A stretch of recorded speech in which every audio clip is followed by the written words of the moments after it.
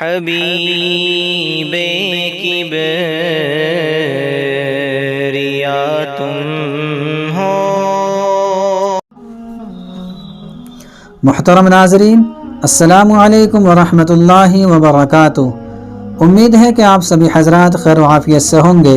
اللہ آپ کو اسی طرح ہمیشہ خوش و خرم رکھے۔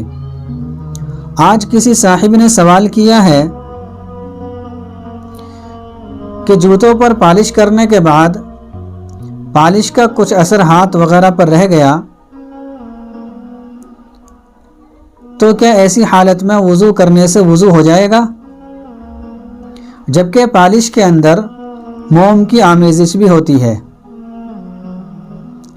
اور دوسرا سوال یہ کیا ہے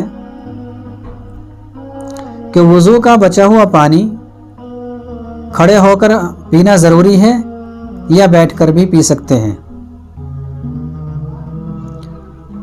تو پہلے سوال کا جواب یہ ہے کہ اگر ہاتھ وغیرہ پر پالش کا صرف اثر باقی ہے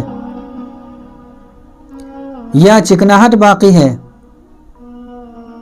اور موم وغیرہ کا کچھ اثر نہیں ہے، تو ایسی صورت میں اگر وضو کیا جائے گا تو وضو ہو جائے گا اور اس وضو سے نماز پڑھی جا سکتی ہے، کوئی حرج نہیں۔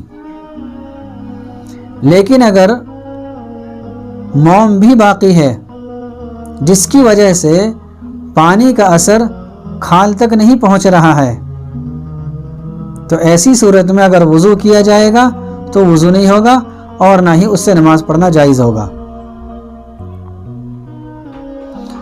دوسرا سوال کہ وضو کا پانی کھڑے ہو کر پینا کیسا ہے، تو اس کا جواب یہ ہے وضو کا بچا ہوا پانی کھڑے ہو کر بھی پی سکتے ہیں اور بیٹھ کر بھی پی سکتے ہیں۔ مطلقاً پینا یہ مستحب ہے، وضو کا بچا ہوا پانی مطلقاً پینا مستحب ہے، نہ کہ کھڑے ہو کر ہی پیا جائے، چونکہ بعض حضرات یہ سمجھتے ہیں کہ وضو کا پانی کھڑے ہو کر پینا ضروری ہے۔ اس لیے یہ بات ذہن میں رکھی جائے کہ وضو کا بچا ہوا پانی اگر پینا ہے تو کھڑے ہو کر بھی پی سکتے ہیں اور بیٹھ کر بھی پی سکتے ہیں، کوئی حرج نہیں۔ اگر کسی کو کوئی سوال کرنا ہو تو وہ کمنٹ باکس میں تحریر کر دیں، انشاءاللہ اس کا جواب بہت جلد دینے کی کوشش کی جائے گی۔ السلام علیکم ورحمۃ اللہ وبرکاتہ۔ حبیب کبریا تم ہو۔